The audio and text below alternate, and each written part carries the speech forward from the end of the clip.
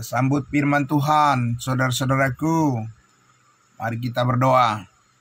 Sungguh benar Bapa di surga, sungguh besar kasih setiamu yang melimpah dalam hidup kami, dan kami meninggikan namamu ya Bapa, memuliakan Engkau atas semua apa yang telah kami terima daripadamu. Dan juga terkhusus pagi hari ini, terima kasih untuk kesehatan yang sangat berharga yang Tuhan karuniakan bagi kami semua. Dan terima kasih untuk hari yang baru di mana Tuhan telah membangunkan kami kembali. Dan untuk kami bersama-sama menaikkan lagu-lagu pujian kami. Dan di dalam persekutuan kami di pagi hari ini, semuanya kami rasakan adalah karena penyertaan kasih karunia Tuhan. Terima kasih Bapa di surga. Kami kembali menyambut kebenaran firman-Mu yang sangat luar biasa, mengajar dan mendidik kami, melatih kami terus untuk selalu setia kepadamu ya Bapa. Di dalam nama Tuhan Yesus kami menyambutnya. Puji Tuhan. Amin. Amin. Puji Tuhan. Sekali lagi salam selamat pagi saudara-saudaraku semuanya. Salam sehat untuk kita semua. Kembali lagi sedikit ya pagi Budes Putri dari Bekasi yang sudah bergabung. Salam sehat selalu untuk keluarga semua. Kembali lagi Bapak Ibu Saudaraku. Ya, selamat pagi juga untuk saudara kami yang bergabung dari Medan.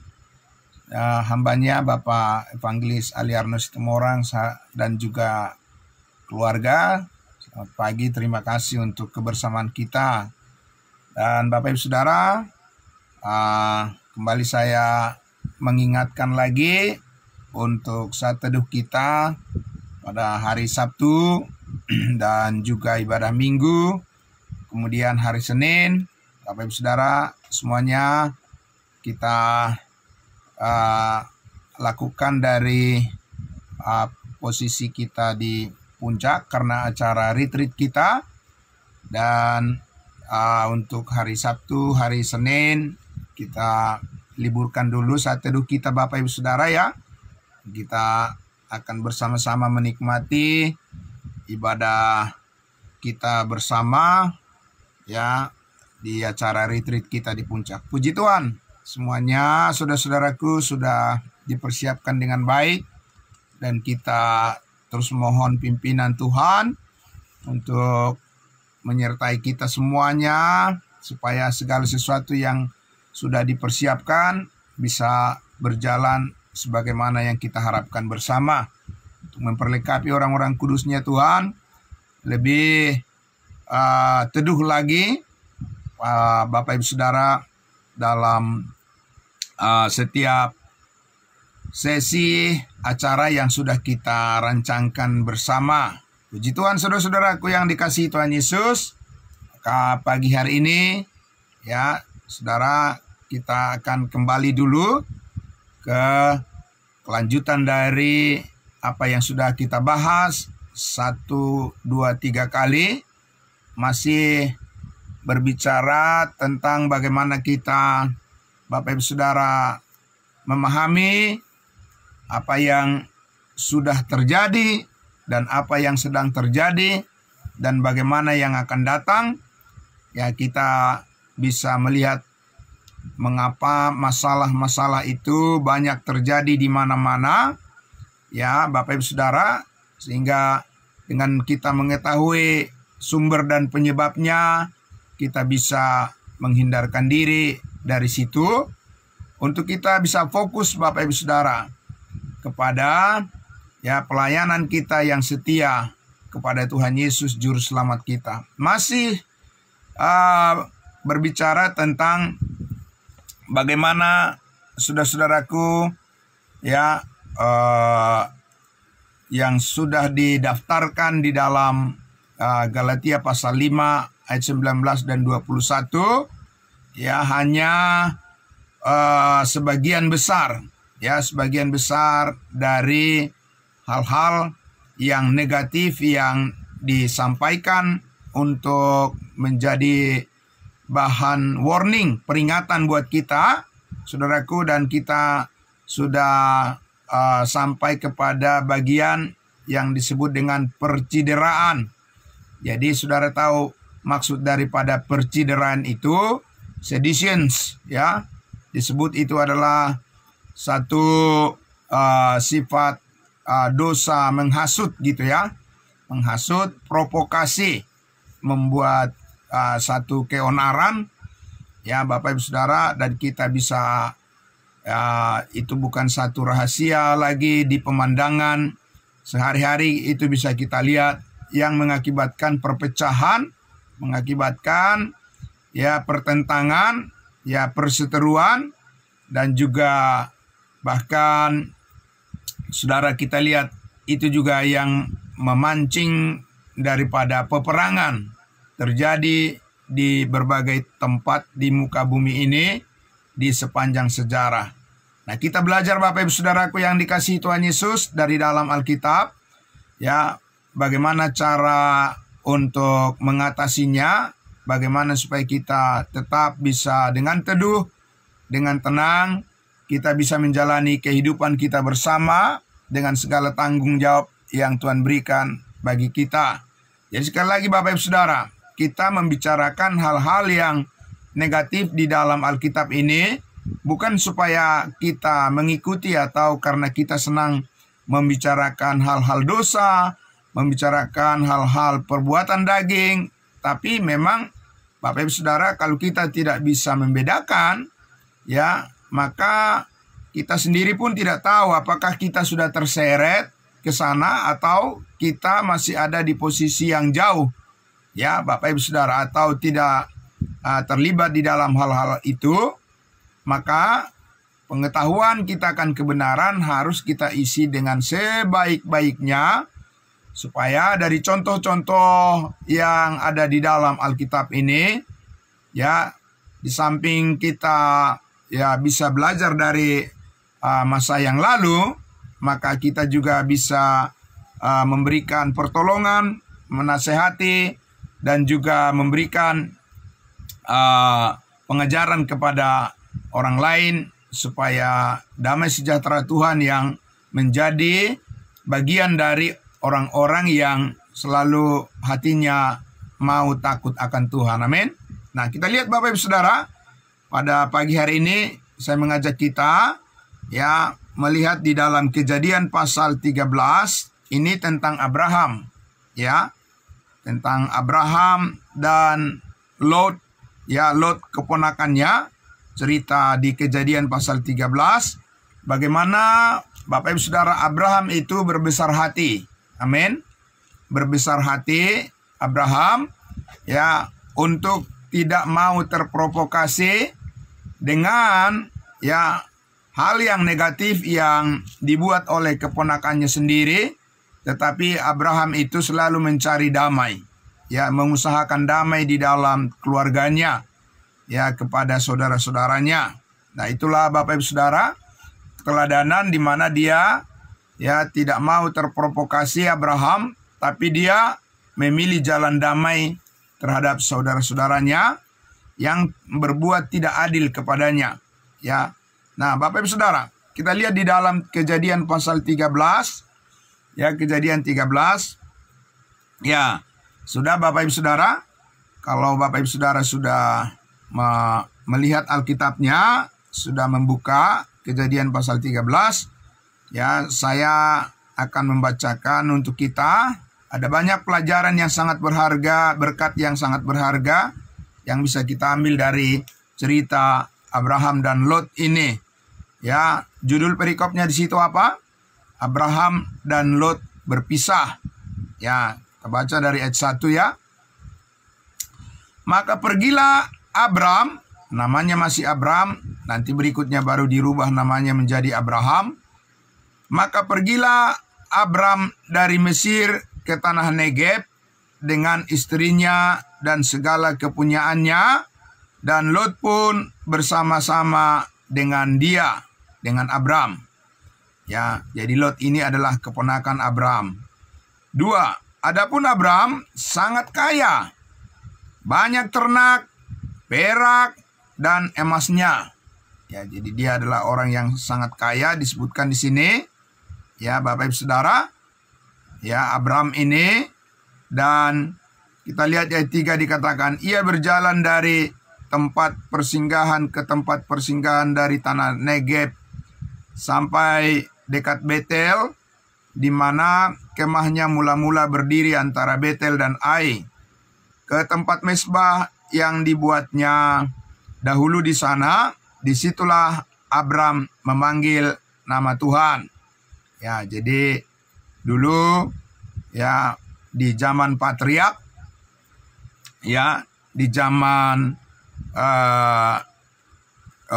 di mana disebutkan di situ sebagai kepala rumah tangga adalah menjadi imam. Ya, di situ Bapak Ibu Saudara, Abram mendirikan tempat untuk pengorbanan, penyembahan kepada Tuhan, mesbah dibuatnya di sana supaya di tempat itu dia bisa memanggil nama Tuhan. Ayat 5. Juga Lot yang ikut bersama-sama dengan Abram mempunyai domba dan lembu dan kemah. Jadi mereka ini, Bapak Ibu Saudara, bukan orang yang kekurangan di dalam hal kebutuhan mereka tercukupi. Ya, jadi mereka bukan orang yang terlalu melarat, ya, orang yang miskin papa. Ya, mereka bukan masyarakat jelata, tapi mereka juga Tuhan mempercayakan kepada mereka harta benda, ya, yang bisa menjadi tanggung jawab mereka. Ya, baik Abram maupun Lot.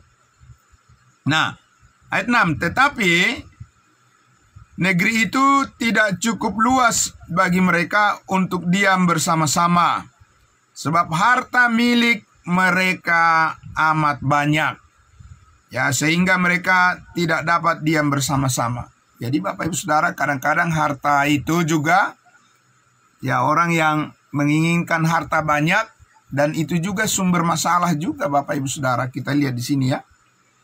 Ya, seharusnya sih tidak ya Bapak Ibu Saudara ya. Kalau banyak hartanya, harusnya ketaatannya kepada Tuhan harus lebih lah begitu ya. Karena dia sudah menerima banyak. Tapi tidak juga Bapak Ibu Saudara, tidak ada jaminan kalau orang banyak hartanya maka hatinya akan menjadi takut akan Tuhan. Nggak ada itu jaminan Bapak Ibu Saudara. Ya, jadi justru dari harta benda, banyak uang dan segala macam, banyak properti, kadang-kadang itu menjadi alasan untuk ribut, ya, di antara yang bersaudara Bapak Ibu Saudara. Kita lihat di sini, ya, jadi dikatakan karena banyak harta mereka, ya, tempat itu tidak cukup sebab banyak harta mereka. Dan mereka akhirnya tidak bisa tinggal bersama-sama. Ya, karena banyak hartanya. Mungkin kalau tidak terlalu banyak, ya, Bapak Ibu Saudara, mereka bisa tinggal di situ, di daerah itu, dengan kambing domba, segala lembu yang mereka miliki Bapak Ibu Saudara. Jadi semakin banyak harta, ya kan, makin punya keinginan mempunyai lebih luas lagi daerah kekuasaannya. Dan dikatakan di ayatnya yang ke-7, karena itu terjadilah perkelahian antara para gembala Abram dan para gembala Lot. Waktu itu orang Kanaan dan orang Feris diam di negeri itu. Langsung Bapak Ibu Saudara, terjadi mulai dari mana? Terjadi dikatakan perkelahian. Bukan karena kekurangan, tapi karena, ya, mereka tidak bisa mensyukuri kebaikan Tuhan, ya, yang harta benda mereka. Dan tentu di sini kita lihat, ya, kenapa terjadi perkelahian di antara para gembala Abram dengan Lot. Ya, itu Bapak Ibu Saudara, tentu saja, ya, masing-masing tuan mereka tidak bisa mengajari para pembantu-pembantunya para gembalanya supaya mereka hidup rukun. Nah, dan di ayat 8, sesudah sampai ke telinga Abram, maka berkatalah Abraham kepada Lot, janganlah kiranya ada perkelahian antara aku dan engkau, dan antara para gembalaku dan para gembalamu, sebab kita ini adalah kerabat.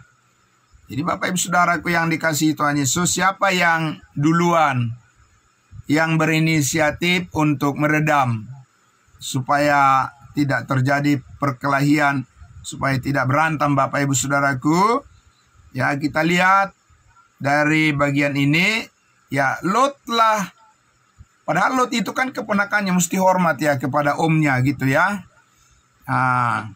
Harus hormat sebetulnya kepada bapak udahnya begitu ya. Jadi karena Abraham ini bersaudara dengan bapaknya Lot gitu ya. Tapi kita lihat di sini Bapak Ibu Saudara, justru Lot ini yang lebih agresif. Ya, Lot ini, dan kita tahu ceritanya Lot kan yang tinggal akhirnya di kota Sodom ya.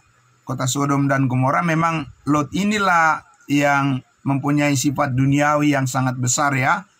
Sehingga kita tahu cerita Lot ini, di mana Tuhan akhirnya membakar kota Sodom tempat tinggalnya Lot, karena dia lebih memilih sangat duniawi ya Bapak Ibu Saudara pikirannya. Dan akhirnya kita tahu cerita Lot ini, istrinya itu menjadi tiang garam. Jadi nggak bagus cerita hidupnya lah. Memang dari awal kita lihat di sini ya sangat terlalu nafsu dengan hal duniawi. Ya Lot ini Bapak Ibu Saudara, beda dengan Abraham. Abraham selalu menginginkan damai, tapi Abraham juga tetap juga dipelihara oleh Tuhan dan diberikan dia kecukupan, bahkan berlimpah-limpah harta bendanya. Nah, kita lihat Bapak Ibu Saudara, jadi harus ada inisiatif, amin. Inisiatif dari Abraham kita lihat di sini, langsung dia menasehati keponakannya, yaitu Lot. Dia bilang, janganlah sampai ada pertengkaran antara aku dan engkau. Jadi Abraham itu dengan diprovokasi ada hasutan dari gembala-gembala ternak daripada Lot. Ya, jadi Lot juga tidak meredam. Bapak Ibu Saudara, Lot tidak meredam para gembalanya, dibiarin aja berantem mereka di situ di lapangan, di ladang itu ya. Nah, tapi Abraham Bapak Ibu Saudara harus datang menenangkan mereka, amin. Harus datang menenangkan mereka, karena Abraham memang hatinya baik, amin. Abraham itu takut akan Tuhan, dan memang sudah kelihatan tidak salah lagi Tuhan memilih dia.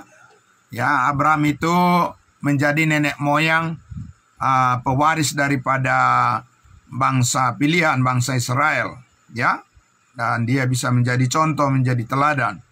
Nah, Bapak Ibu Saudara, ayat 9 dikatakan, bukankah, ya Abraham lagi mengatakan, ya ayat 9, bukankah seluruh negeri ini terbuka untuk engkau? Kata Abraham kepada Lot, baiklah pisahkan dirimu daripadaku. Ya, kalau nggak bisa lagi damai-damai, ya udah. Ya, Abraham bilang, baiklah pisahkanlah dirimu daripadaku. Ya, dan jika engkau ke kiri, maka aku ke kanan. Jika engkau ke kanan, maka aku ke kiri. Nah, itu sangat luar biasa Bapak Ibu Saudara ya. Bijaksananya Abraham di situ terhadap keponakannya, yaitu Lot.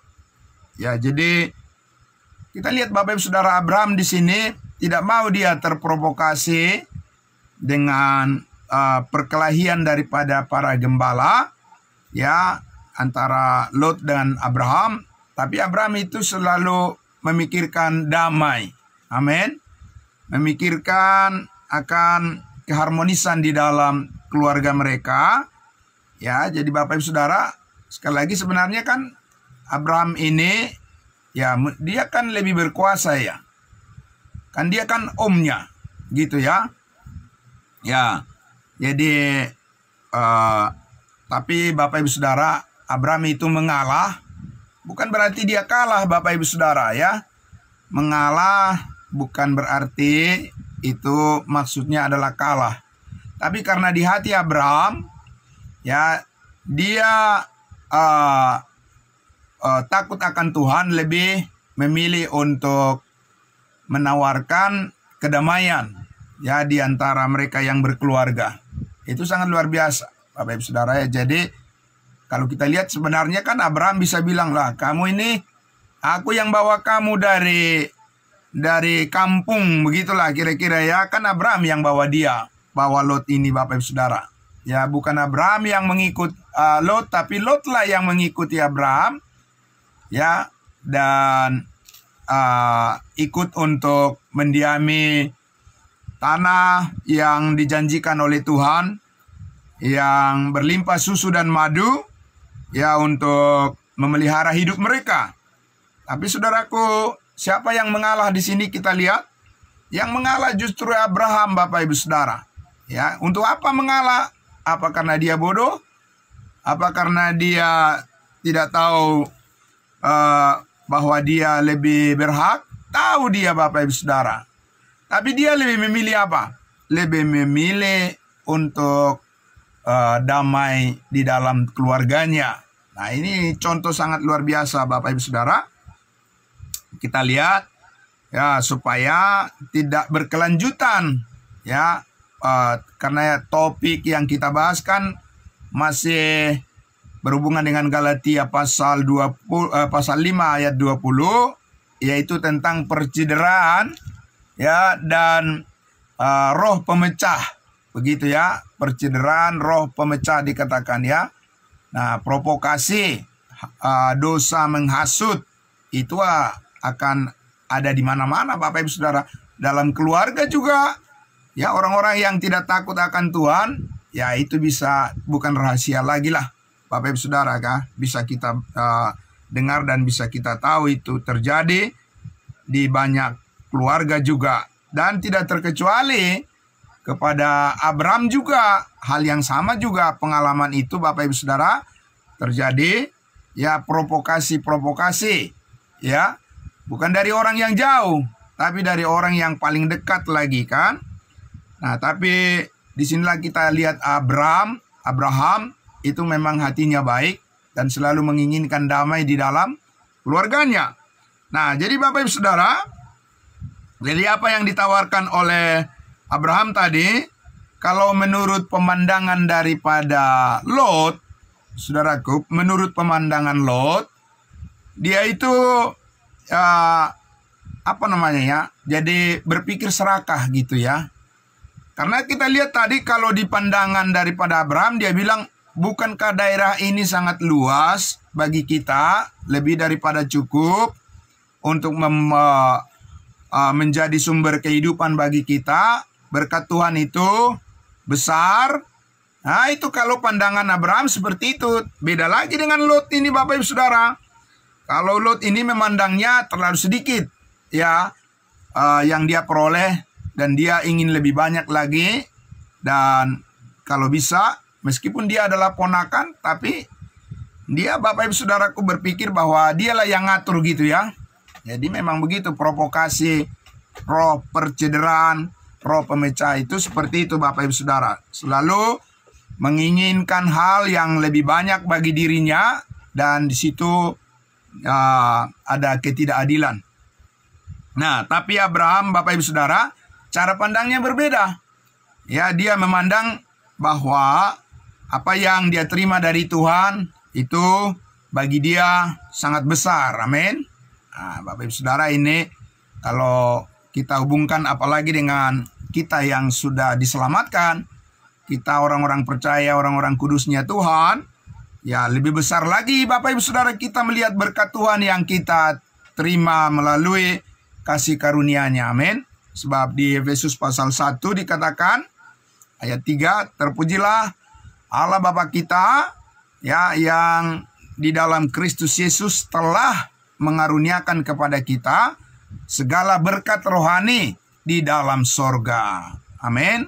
Bapak Ibu Saudara, tidak ada yang menandingi, tidak ada yang bisa melebihi daripada apa yang telah kita terima saat ini dari Tuhan Allah melalui kasih karunia-Nya.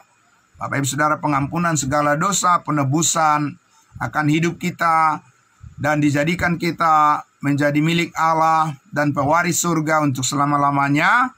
Bapak Ibu Saudara, kita mempunyai mendapatkan warisan yang lebih daripada apapun yang kita lihat di dunia ini.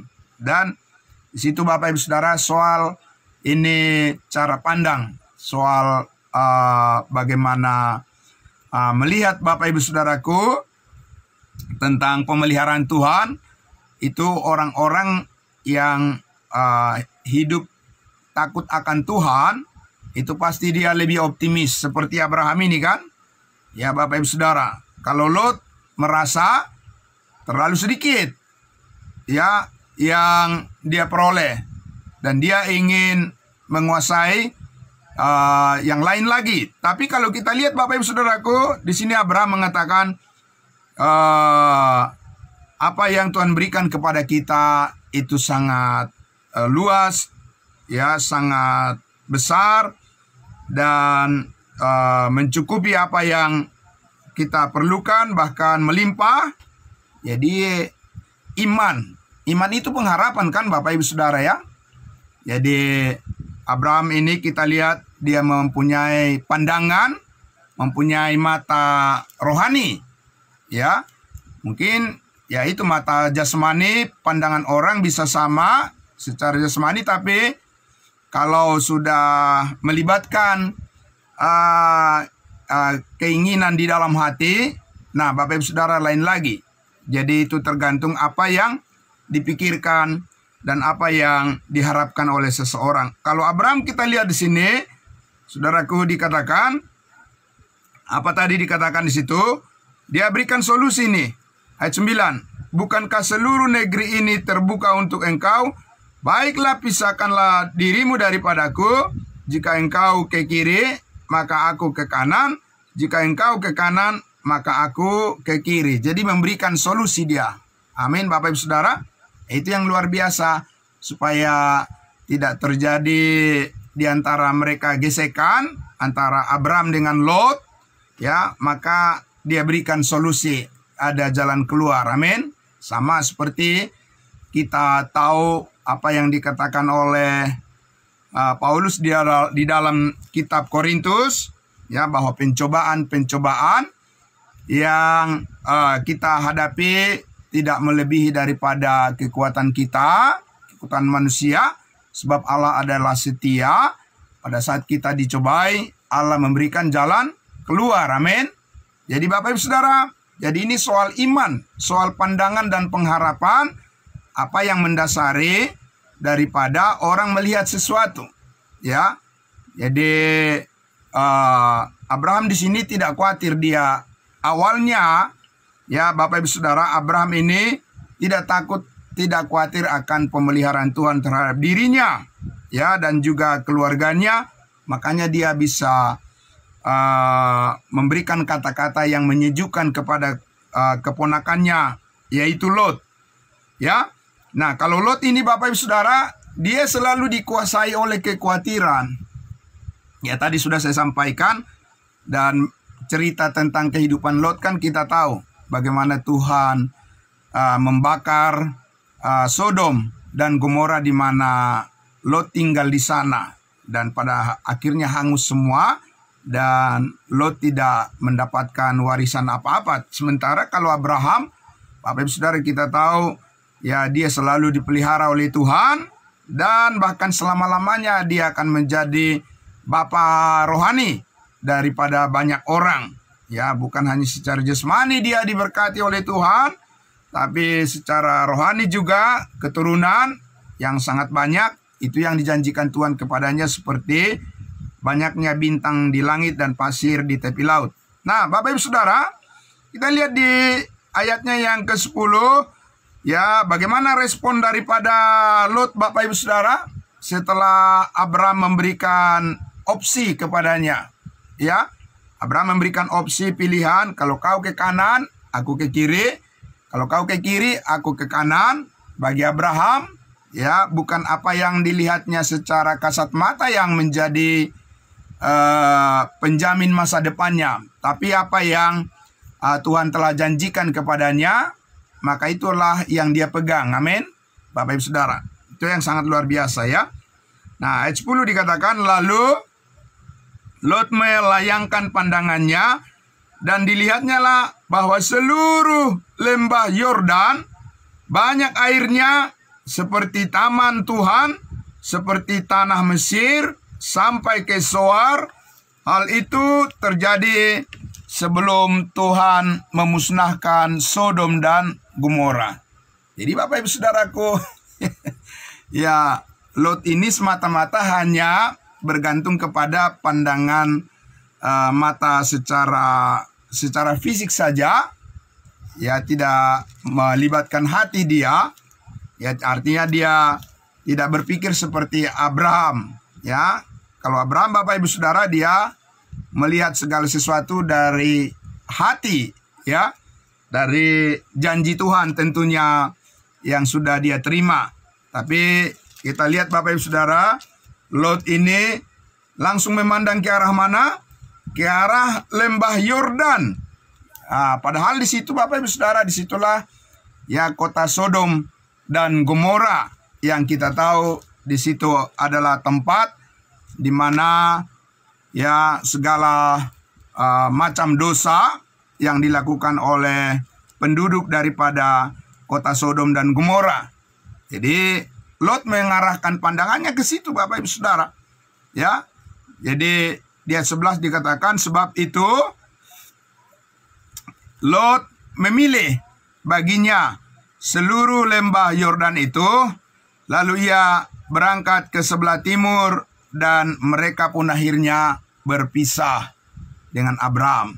Jadi saudara, kita lihat tadi, Abraham itu selalu menginginkan damai bagi keluarganya, tetapi Lot itu mempunyai satu keinginan yang berbeda dengan Abraham. Mestinya Lot ini Bapak Ibu Saudara, sekali lagi tadi, ya, kan Abraham yang membawa dia, ya, sebagai keponakannya. Mestinya dia harus terus belajar bagaimana mengikuti, ya, apa yang dipikirkan oleh Abraham tentang janji Tuhan baginya dan bagi keturunannya. Tapi tidak Bapak Ibu Saudara, dia mengambil jalan sendiri nih. Ya, Lot ini mengambil jalan sendiri, dan dia ingin berpisah daripada Abraham, dan dia memandang ke arah lembah Yordan, dekat dengan kota Sodom dan Gomora. Nah, saudaraku, akhirnya mereka apa? Akhirnya mereka berpisah. Ya, kalau Lot tidak melihat lagi bahwa Abraham itu adalah orang yang sangat diberkati oleh Tuhan, dan kepadanya diberikan suatu perjanjian, kepada Abraham diberikan Tuhan, maka saudara-saudaraku, ya, itu yang menyebabkan mereka harus menjadi saling berjauhan. Bukan kemauan Abraham Bapak Ibu Saudara, tidak. Tapi kan di sini Abraham juga menyadari bahwa dia tidak bisa memaksa keponakannya Lot itu harus mengikuti apa yang dia yakini, ya.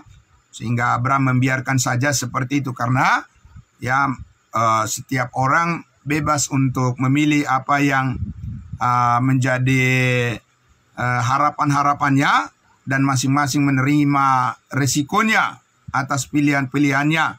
Tapi Abraham mempunyai prinsip yang sangat rohani. Abraham mempunyai prinsip yang takut akan Tuhan, dan dia tahu bahwa masa depannya itu adalah di atas dasar daripada janji Tuhan, janji firman-Nya kepadanya, bukan semata-mata dari apa yang di pandangan mata jasmaninya. Abraham tidak membiarkan hatinya dikuasai oleh hal-hal apa yang terlihat secara jasmani, tetapi dia membuka hatinya untuk senantiasa percaya kepada janji Tuhan. Amin. Nah, saudara, di ayat 12 dikatakan, Abram menetap di tanah Kanaan. Kenapa dia menetap di tanah Kanaan? Ya, karena dia tahu sejak awal kan Tuhan menjanjikan itu sebagai tanah warisan baginya. Jadi, apa yang dijanjikan oleh Tuhan, ya itulah yang dipegangnya. Amin. Ya, Bapak Ibu Saudara, sangat luar biasa. Ya, Abram menetap di tanah Kanaan, tetapi ini artinya berbeda. Lot menetap di kota-kota lembah Yordan dan berkemah di dekat Sodom. Ya, Bapak Ibu Saudara. Jadi ini vivere kolose, menyerempet bahaya. Jadi itu yang diingini oleh Lot ini, Bapak Ibu Saudara. Ya, jadi dia tidak memilih percaya kepada janji Tuhan yang diberikan kepada Lot, ya, tetapi dia mengikuti keinginan hatinya sendiri, ya, walaupun itu bertentangan dengan kehendak Tuhan. Nah, Saudara, ayat 13 dikatakan, adapun orang Sodom sangat jahat dan berdosa terhadap Tuhan. Ya, saudaraku yang dikasihi Tuhan Yesus, tentu saja, ya, itu adalah pilihan yang sangat keliru. Itu adalah pilihan yang sangat duniawi. Sedangkan Abraham percaya bahwa tanah Kanaan, disitulah dia diberkati oleh Tuhan. Amin. Bapak Ibu Saudara, dia tetap ada di sana. Sedangkan Lot berpikir keluar dari pandangan daripada Abraham yang benar, dan dia memilih sendiri untuk tinggal dan berkemah di dekat kota Sodom yang penuh dengan kejahatan. Nah, ayat 14. Setelah Lot berpisah daripada Abraham, berfirmanlah Tuhan kepada Abraham, pandanglah sekelilingmu dan lihatlah dari tempat engkau berdiri itu ke timur dan ke barat, utara dan selatan. Sebab seluruh negeri ini yang kau lihat itu akan kuberikan kepadamu dan kepada keturunanmu untuk selama-lamanya. Diulangi lagi Bapak Ibu Saudara, bahwa Tuhan berjanji ya dari awal bahwa tanah Kanaan itu adalah warisan daripada Abraham dan keturunannya Israel tentunya, ya Bapak Ibu Saudara, bukan keturunan yang lain yang berasal dari Ismail, tidak, ya. Ya, jelas sekali kan urutannya bahwa Abraham, Ishak dan Yakub. Yakub itu adalah Israel. Jadi itu maksudnya bukan warisan dari seluruh keturunannya, ya, yang termasuk juga bangsa-bangsa Arab. Ya, Bapak Ibu Saudara, tidak seperti itu Bapak Ibu Saudara, ya. Tapi jelas sekali urutannya adalah 3 serangkai. Ya, tanah Kanaan itu adalah warisan daripada keturunan Abraham, Ishak dan Yakub, ya. Jadi 12 suku itu. Nah, saudaraku, lalu kita lihat di situ, ya Tuhan kembali menegaskan supaya pandangan Abraham itu diperjelas lagi dan diyakinkan lagi, Bapak Ibu Saudaraku, bahwa dikatakan itu adalah menjadi warisan bagi keturunan Abraham, Ishak dan Yakub sampai berapa lama? Ya, sampai selama-lamanya Bapak Ibu Saudara. Ya, itulah yang disadari oleh orang Israel, oleh bangsa Israel sampai hari ini dan selama-lamanya. Mereka tahu bahwa itu adalah janji Tuhan kepada nenek moyang mereka yang mewarisi tanah Kanaan, ya. Nah, Bapak Ibu Saudara, dan ayat 16, dan aku akan menjadikan keturunanmu seperti debu tanah banyaknya, sehingga jika seandainya ada yang dapat menghitung debu tanah, keturunanmu pun akan dapat dihitung juga. Jadi bersiaplah, jalanilah negeri itu menurut panjang dan lebarnya, sebab kepadamulah akan kuberikan negeri itu.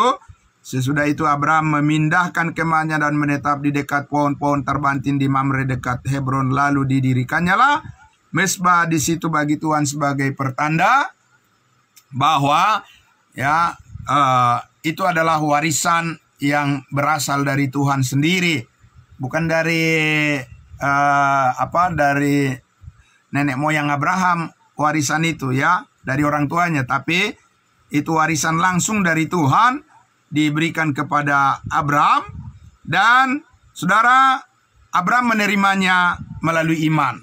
Nah, saudaraku yang dikasihi Tuhan Yesus, jadi kalau kita lihat di sini, Abraham yang beriman ini, saudara, dia mempercayakan dirinya dan dia berpegang teguh kepada apa yang dijanjikan Tuhan kepadanya. Itu yang ingin dia ketahui dan itu yang dia pegang, Bapak Ibu Saudara. Ya, karena apa? Saudaraku, apa yang dijanjikan oleh Tuhan, Tuhan sendirilah yang berkuasa, yang berotoritas untuk menghadirkan itu ya sesuai dengan rencananya. Amin. Nah, itu Bapak Ibu Saudara. Terlebih kepada kita saat ini, kalau Abraham kan di sini kita lihat ada hal-hal yang secara jasmani, tanah warisan yang ditunjuk oleh Tuhan, yang ditetapkan oleh Tuhan menjadi bagiannya di bumi, Bapak Ibu Saudara. Ya, beda lagi Bapak Ibu Saudara, bagi kita saat ini sebagai anggota gereja tubuh Kristus. Paulus mengatakan apa? Filipi pasal 3 dikatakan, karena kewargaan kita adalah di dalam surga. Amin. Ya, Bapak Ibu Saudara, dan dari situ juga Tuhan Yesus akan datang menjemput kita dan membawa kita di awan-awan, mengangkat kita di awan-awan untuk tinggal bersama-sama dengan Kristus Yesus selama-lamanya di dalam sorga. Apa itu sudah kita lihat Bapak Ibu Saudara? Belum. Tapi kita sekarang Paulus katakan, karena kami hidup bukan karena melihat, tetapi kami hidup karena percaya. Dan itu jauh lebih kokoh Bapak Ibu Saudara. Ya, jauh lebih kuat. Karena apa? Saudaraku, karena melalui iman saat ini kita dibenarkan. Amin.